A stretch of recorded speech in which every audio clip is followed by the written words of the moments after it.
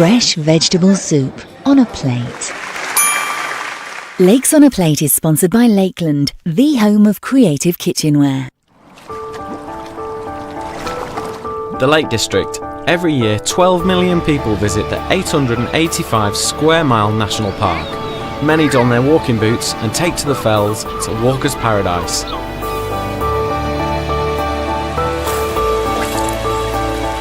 And it's my paradise. I'm Peter Sidwell, I'm a chef, and this place is my home and inspiration. Coming up, I'm cooking the ultimate in portable food. Perfect if you're planning a day on the fells or in the park. There's homemade sausage rolls, rossini soup, and my take on the Italian classic calzone. Welcome to the Lakes on a Plate.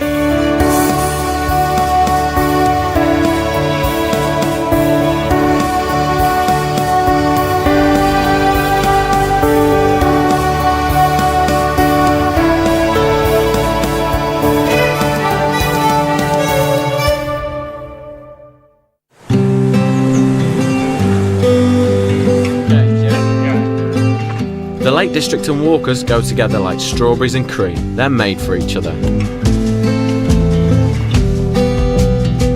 Alfred Wainwright will always be known for his pictorial guides to the Lakeland Fells.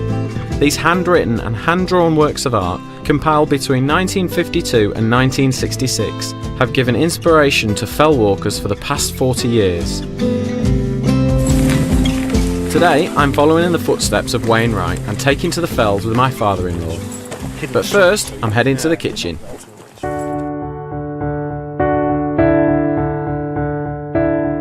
There's nothing better than really good homemade sausage rolls, and these are the ultimate portable food. So, some shop-bought puff pastry. I don't have time to make my own puff pastry, and I don't really believe that many people do. So there is absolutely nothing wrong with buying it. So, cut the puff pastry in half, and that's ready to roll out. Just want some plain flour, doesn't matter whether it's wholemeal, white, whatever. It's just to help us not stick on the worktop. So give it a real dust on there, and then back on top of the puff pastry.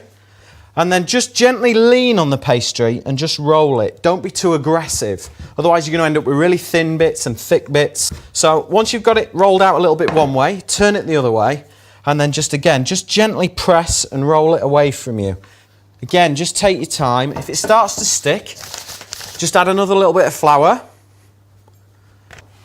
Turn it over, because you want it to be really movable. You don't want it to stick on the worktop at all. And then just gently roll it, and then hold it with one hand, and then roll it away from you, and just push the pastry away. And then just lift it up, pull it towards you, and just let it drape over the worktop a little bit. And that'll kind of help us a little break there. And then again, hold it with one hand, rolling pin in the other, and just roll it away. And once you've got it to about ½ centimetre thick, just dust it with a little bit of flour, fold it over, dust it with a little bit more flour again, and fold it over again. Pop it to one side. And then we want the fennel chutney, which is quick, dead easy to make. Finely chop one onion. Take the fennel and cut the bottom and the top off. Take the tops and put them to one side, and we'll use those later. Chop the stalks the same size as the onion. Cut the bulb in half. Remove the hard bit in the centre, which won't cook down. Chop the rest and put it all into a frying pan.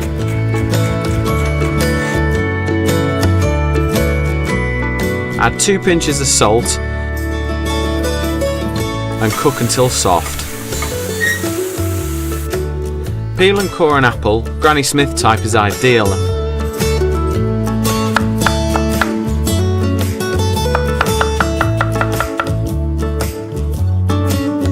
Add to the pan.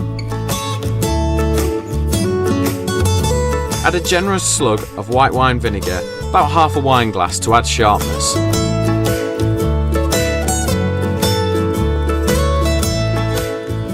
Put in 3 handfuls of preserving sugar and a teaspoon of fennel seeds.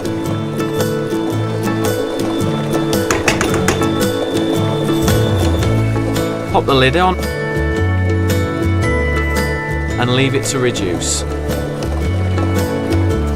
Finally chop the fennel tops and add at the last minute. Transfer to a jug and pour into sterilised preserving jars. And finally, pop the lid on. We're just going to spread that down the middle because we want that really nice kind of sweet aniseed flavour that goes so well with pork. You don't want too much of this, you just want a really nice thin layer so you get that really nice sort of sweet, fennelly sort of aniseed flavour. So that'll be enough there. And then we want some really good quality sausage meat. I'm using Cumberland sausage, obviously, because I'm in Cumbria. And it is, you know, it's my personal favourite. I absolutely love the sort of quite intense flavour that you get from Cumberland sausage. And then the easiest way to do this is just fold the sausage out, a small knife, and just cut through the skin. And just score it all the way through.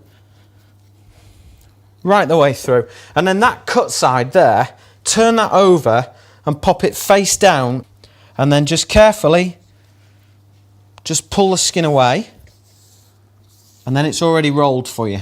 You don't have to use Cumberland sausage if you don't want to. You know, if you like pork and apple, that would go really well. You know, or if you just want a plain tasting sausage meat, that's fine.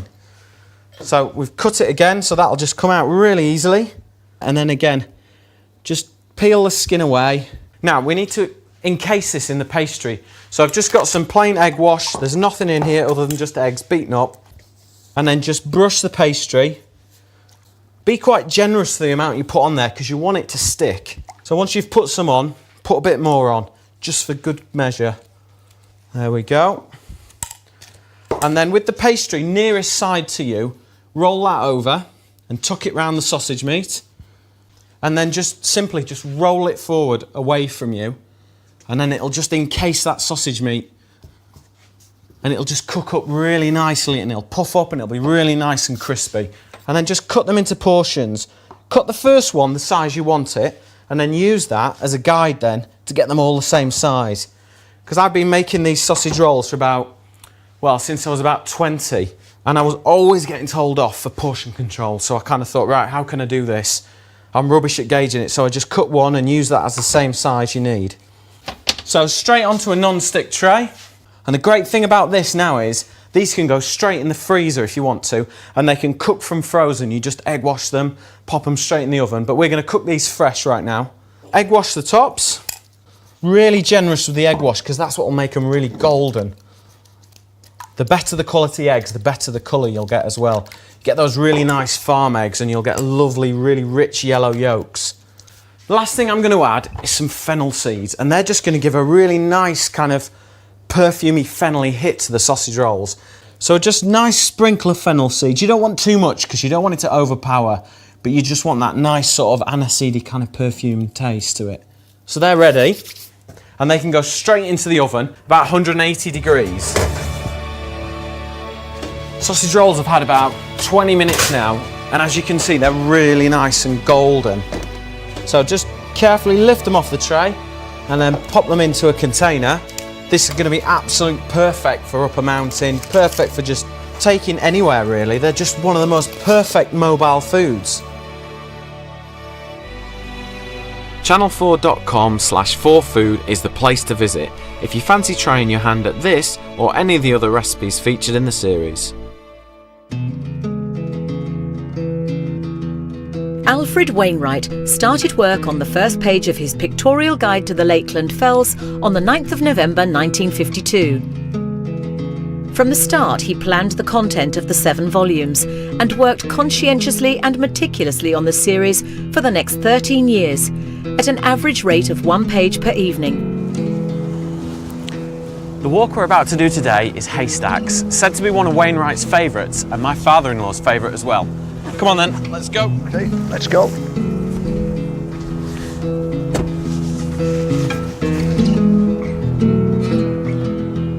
The small, picturesque church of St James is situated above the village of Buttermere, at the junction of Honister and Newlands Passes.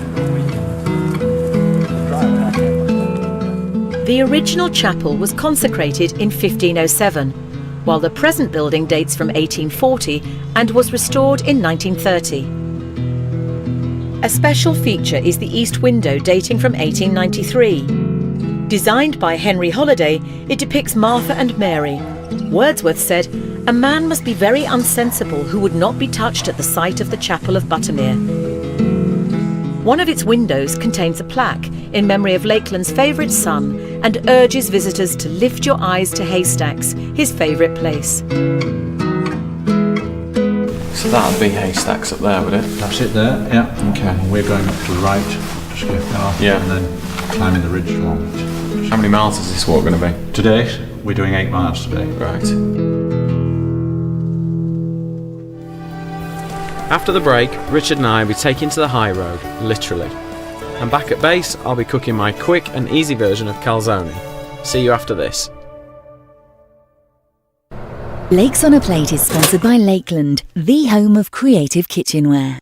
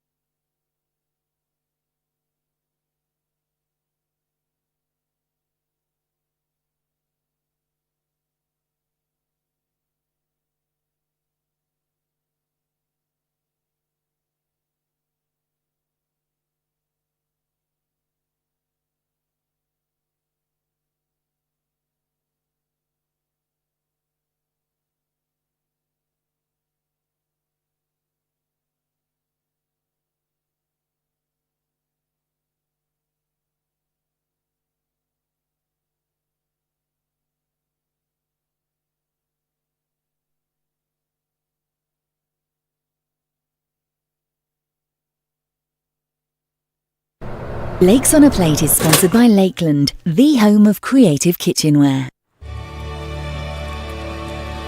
I'm Peter Sidwell, and I've got a confession. I love great food and the great outdoors. My father-in-law Richard and I are heading off on a walk to the top of Haystacks, but it's not all climbing, there's cooking on the menu too. I'm cooking my take on the Italian classic calzone.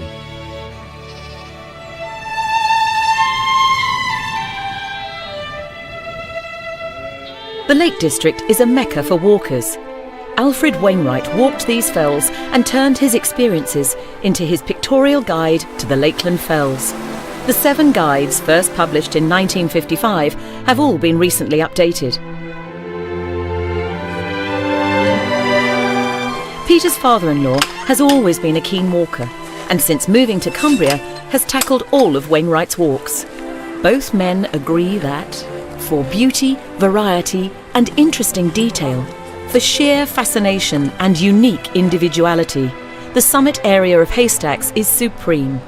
This is in fact the best fell top of all. According to the legendary fell walker, the name Haystacks comes from the Icelandic stack, meaning a columnar rock, and the correct translation of this should be high rocks, which although highly descriptive is slightly less romantic. So what do you reckon makes a good walk then, this Haystacks? Well, you've got the wonderful walk along the edge of the lake to begin with. It's really nice along here. It's beautiful. You get fantastic reflections if there's no wind. Break in gently a bit before the big climb, yeah? Yeah, well, it's not too big. It's doable. Family You always walk. tell me that. Family walk. Family walk. But it's not as high as some of the others, is it? No, but it's got all the features that you need. Craggy, buttresses, plateaus, everything's there. It's lovely. It's going to be great. I can't wait to get to the top.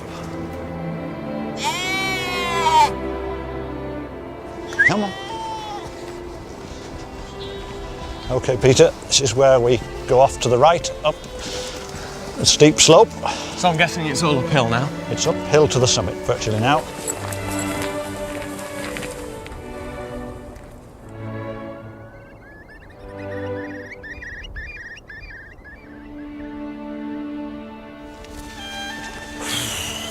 It's getting really warm. It's just warm. Does it just keep climbing up? Just keep climbing. It's going to get warmer. It is.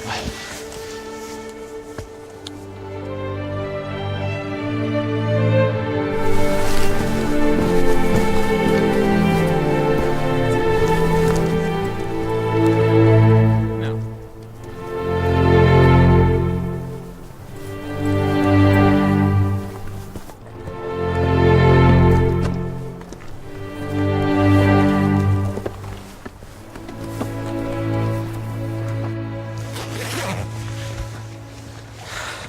It's getting a bit blowy up here. Yeah, I feel quite chilly. I think It's going to be more up there, isn't it? Oh yes. It'll be more exposed up there. So this must be the last bit of climbing. Well, the last steep bit Yeah. Come on, Sand. makes it easier on these made-up paths, though, doesn't it? Yeah. Takes some building these. All right. I wonder how many miles there is of these paths around the Lake District. I don't know. Because they're all man-made, aren't they? They are. A lot of it voluntary labour. But it must have taken decades to do this. Yes, I guess they only go a couple of yards a day. Yeah. Don't they fly them in with a helicopter? Yes, bags of Bags of rocks, stone, don't yeah. they? Not too far to go now, Peter. You've been saying that to me all day. This has got to be the top, Richard. This is the top. It's unbelievable view up here. Stunning.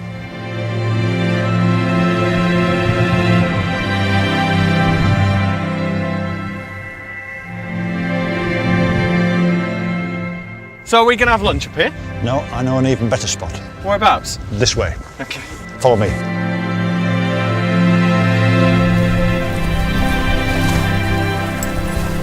Come on, son. The beautiful innominate tarn is one of the few tarns in the lakes that has a name. The irony being that innominate actually means having no name. Across Cumbria, it's common for mountain lakes and ponds to be called tarns, regardless of how they were formed. Strictly speaking, though, a tarn is defined as a cirque excavated by a glacier. The word is derived from an Old Norse word meaning pond.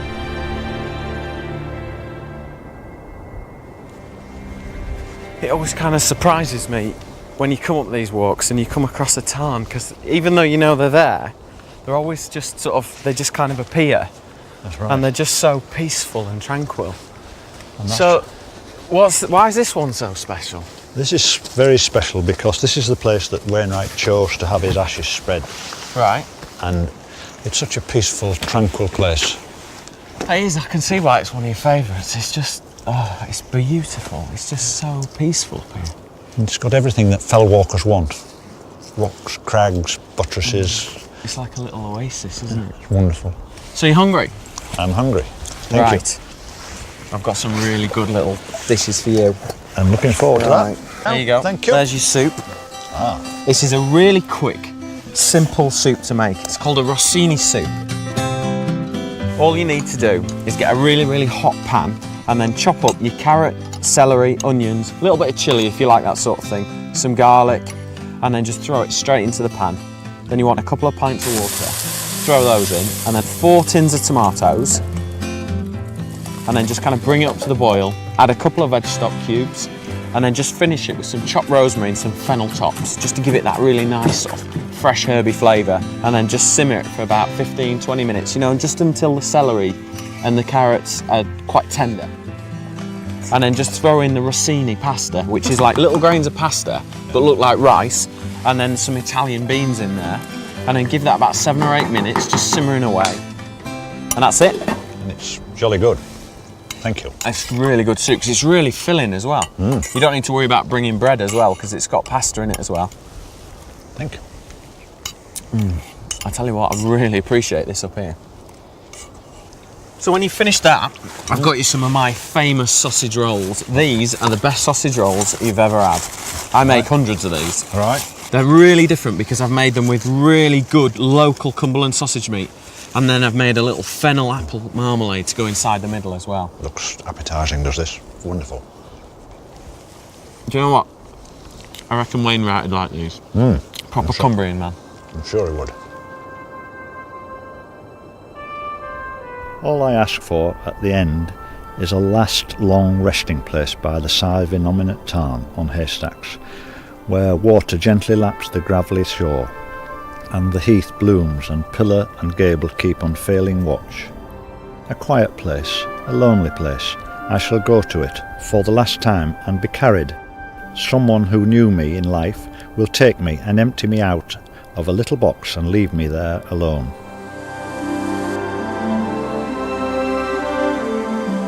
And if you, dear reader, should get a bit of grit in your boot as you are crossing haystacks in the years to come, please treat it with respect. It might be me.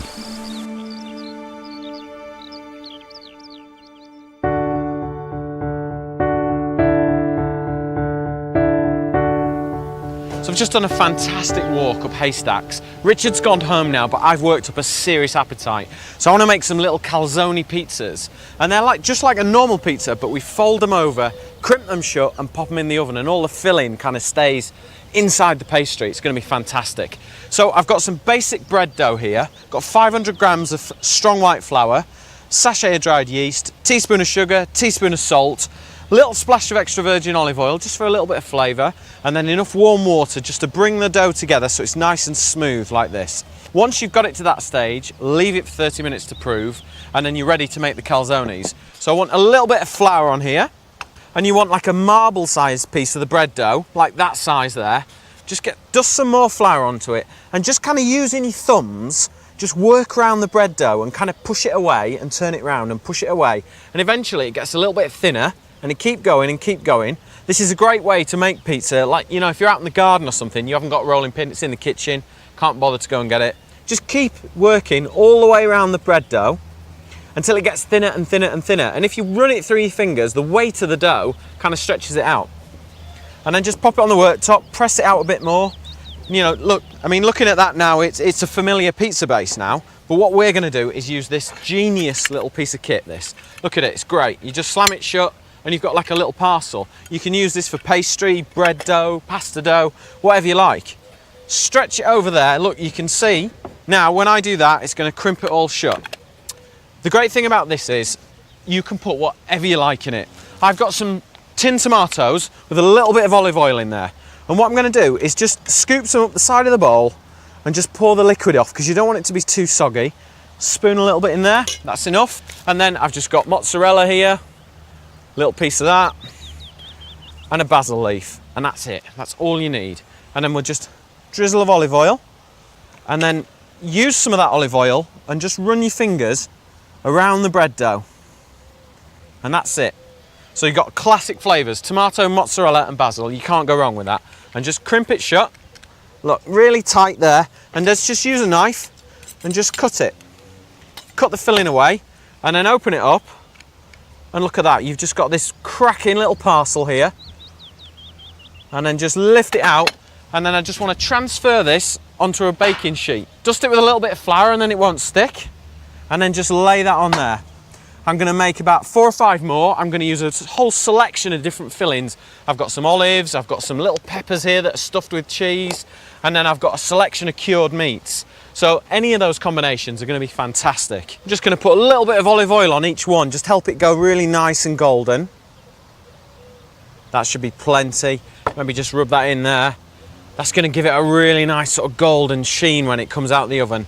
I've got the oven at 200 degrees, so it's nice and hot, and they're going to take about 15 minutes to cook, and they'll be really nice and golden. If you fancy giving this recipe or any in the series a go, head to channel4.com/4food. I've got these wonderful little parcels just packed full of flavour. There's nothing better to take up the mountain or when you get back down. No matter what you're doing and where you're doing it, it's possible to have fresh, exciting food. So next time you're planning a family day out, Forget the tired sandwiches and look to the lakes for inspiration.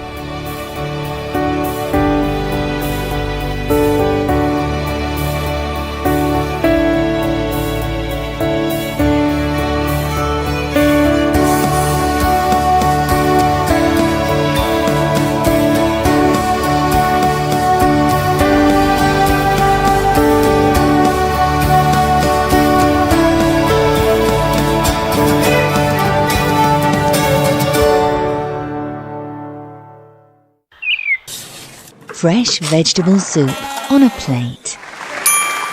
Lakes on a Plate is sponsored by Lakeland, the home of creative kitchenware.